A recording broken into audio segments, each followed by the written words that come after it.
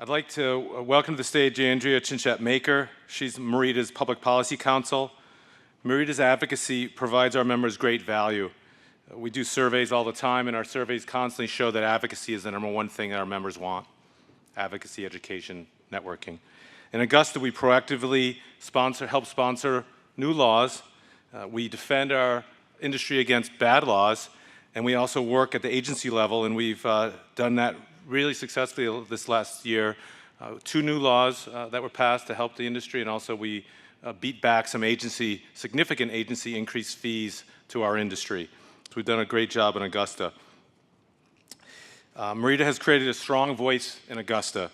People search us out to help them with their laws, and we do the same. We've built great coalitions in Augusta. It's driven by our Public Policy Committee. I'm pleased to announce that Mike Lane of MEREDA has agreed to co-chair the committee with Gary Vogel.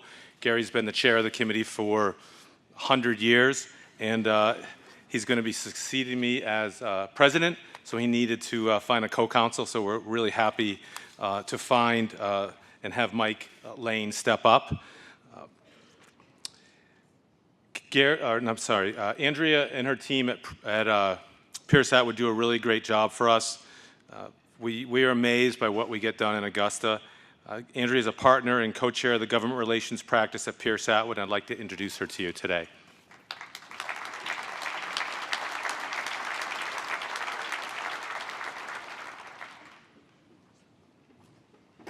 Hey, good afternoon. Thank you, Paul. So I'd like to invite you to fasten your seatbelts. I've been given 10 minutes to give you a touch-and-go presentation of the expanding influence of MEREDA on public policy. I'm going to walk you through a Prezi presentation from left to right, and as we do that, we're going to touch upon issues related to what we do at the Maine State Capitol. This past year, we worked actually at our nation's capital, and also at the state or local ballot referendum, and then give you a glimpse of what's ahead. The details of what I'm talking about here can be found in the MEREDA quarterly newsletters as the activity is occurring, and there are also some details in the conference materials today, or contact us if you have questions about topics that I touch upon. So the Public Policy Committee seeks to advance MEREDA's mission by promoting a fair, predictable, and practical policy environment. The committee has enjoyed very strong leadership from Gary Vogel over the years, and you've just heard he's seeking higher office. And we're delighted to have Mike Lane join as the co-chair of the committee this session so that he can get trained for the future years. The committee also has great strength stemming from the breadth and depth of knowledge of the professions who sit around the table, and you can see the types of people, the professions that they represent, who are on the Public Policy Committee. So what have we been up to? As Paul said, we consistently drive a proactive legislative agenda. And I'd like to say and invite you to consider, if you're having problems in your business over and over because of some law or policy, bring that, please, to our attention so that we can consider whether we'd like to help create a solution for that problem. That is how we developed our legislative agenda for 2017, and it worked out quite well for us. Just a quick review of history. We've passed 7 helpful laws in the past 7 years. These are 5 of them. Last year, we submitted 3 bills.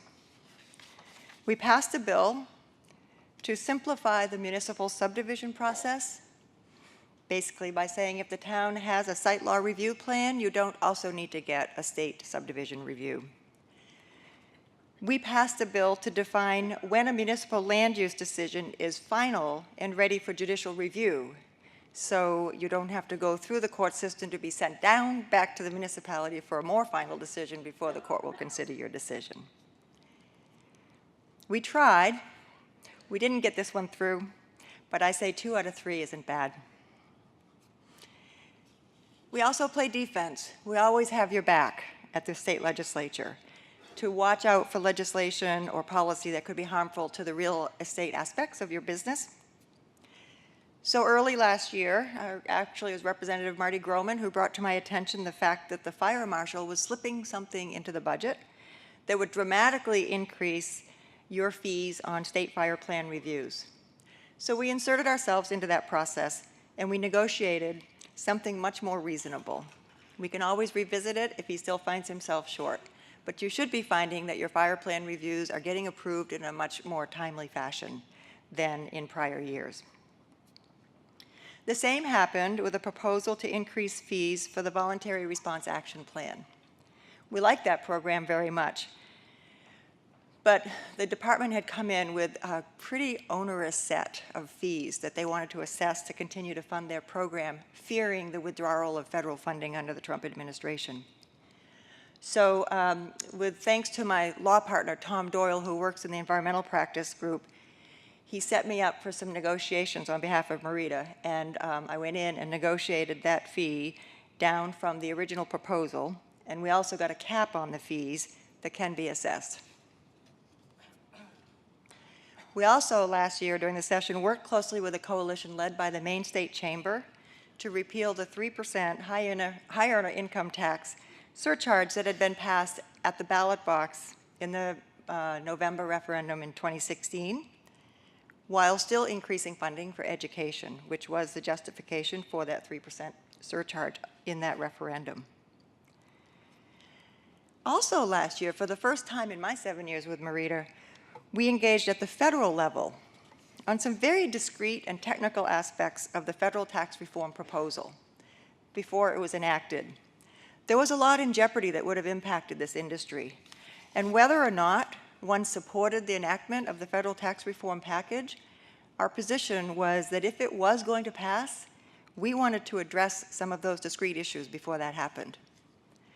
So Gary Vogel, Bill Shanahan at the Northern New England Housing Investment Fund, and I, with help from Greg Paxton at Maine Preservation and Peter Merrill at Maine State Housing, wrote and had MEREDA send, with Paul's signature, 3 letters to our congressional delegation addressing these discrete issues. Then Gary, Bill, and I got on the phone with the tax analyst for Senator Collins and with the tax analyst for Congressman Bruce Poliquin to help them get really educated on the nuances and implications of what they were proposing or what they were proposing to withdraw from law, so they could help their bosses articulate better within their caucuses. And as we know, Senator Collins enjoys some, outsized influence in her caucus in the Senate, and that really worked to our benefit. Admittedly, we weren't the only voice on these issues, but we did amplify the messages along with others, and we provided some helpful education to the staff to help get the following results. The low-income housing tax credit was preserved. It had been on the chopping blocks. The tax exemption of private activity bonds was preserved. That too was on the chopping blocks. The foreign investors' investments in low-income housing tax credits is now excluded from their new minimum tax, so that banks like TD Bank will continue to invest in low-income housing tax credit programs in Maine and not get taxed on the income on their investment that they're putting in. The historic tax credit, while amended slightly, is preserved, and I will say Greg Paxton and Maine Preservation played a pretty critical role in that. He flew to DC and had some pretty significant meetings on that issue. And the federal new market tax credit program also was preserved. As you know, the Maine new market tax credit program and Maine's historic tax credit kind of piggyback on the federals. So it was really important to us to preserve these federal programs as well. On the broader stage, on behalf of MEREDA, we've engaged in some referendum campaigns, and on this topic, I just want to mention that there's a lot of conversation happening among folks involved in policy and people involved in business about how easy it is, it seems, to get petitions, citizens-initiated petitions on the ballot. We are seeing more and more of those happening in Maine. So there is an effort, a conversation that's starting to see if there's a way to raise the bar and make it more difficult to get those petitions on the ballot. LD 31 is one vehicle at the legislature to do that. I honestly don't know that that's going to pass or that that's going to create a high enough bar. But I do think that what it's going to take is the effort of a lot of groups like MEREDA and others working together in a coalition fashion to come up with a solution. And it'll probably take a couple of years to try to craft the solution that's needed, which is ultimately a constitutional amendment with the Maine Constitution. On specific ballot questions, this past year we participated actively in the One Portland campaign to defeat that abominable proposed Portland zoning code. And we were happy to work with other groups within the Portland area to do that through the One Portland campaign.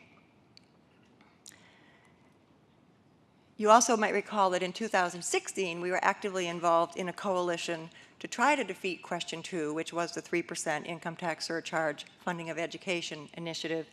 Although that wasn't successful, I will say that because we lost that by a 0.5 percentage point, that narrow margin gave us and the coalition standing with the legislature last session to go back to them to say, you didn't really mean to do that. And we need to get rid of that 3% surcharge before we lose a lot more high-income earners from Maine and their residencies and dampen our economic climate. So we worked with them to get rid of that 3% at the legislature, I think because we had a pretty strong showing in this campaign. MEREDA is also stepping up its presence in Augusta in other ways. Last March, over 40 members from MEREDA, as well as legislators, attended our biannual strictly social, legislative social in Augusta. I think there was particular interest last year, and I think in addition to enjoying drinks and conversation together, there was a little bit of arm twisting going on around that 3% surcharge. We also, for the first time in April, set up tables in the State House to give our members an opportunity to visit with legislators throughout the day. We set up tables of food. Legislators came by to eat and have conversation, and it was a nice, relaxed way to create better relationships for our advocacy moments when they come ahead of us. So that all happened in the Hall of Flags, which sits in the second floor of the State House just outside the governor's office, and was a really productive day, I think, for MEREDA. And when we do it again, I hope you all can join us. So what's coming? This is the Greg Powell's piece. In conclusion, there's a lot of talk at the executive committee. Oops, am I behind? Whoa. Well, I'm sorry. There's a lot of talk at the executive committee about NIMBYism and trying to figure out a way to help communities get to YIMBYism, yes in my backyard, as projects are proposed that could help grow their economies, both regionally and locally. I think MEREDA will continue to work on that issue and see if we can't do more through our conference committees and not just through our advocacy work at the State House, but perhaps in other ways. We're also actively working right now at the legislature to support the extension of Maine's Pine Tree Development Zone law, which is really the biggest tool we have in our toolkit of economic attraction or business attraction incentives under Maine law. That law is due to sunset in December. We're working to get it extended for at least another 5 years. And there's a coalition of people, including Commissioner Gervais, who's leading that coalition to try to make that happen. And I'm currently working in my firm to put together a scan of all the different workforce development initiatives that are occurring in Maine. Some of them are occurring at kind of a global level and some within sector levels. We'd like to get that environmental scan completed and identify if there's a way that MEREDA can get involved with impact in helping to build a workforce for the trades that design and build and maintain the real estate properties in the state of Maine. So that, in a nutshell, is your Public Policy Committee in action for you. Thank you.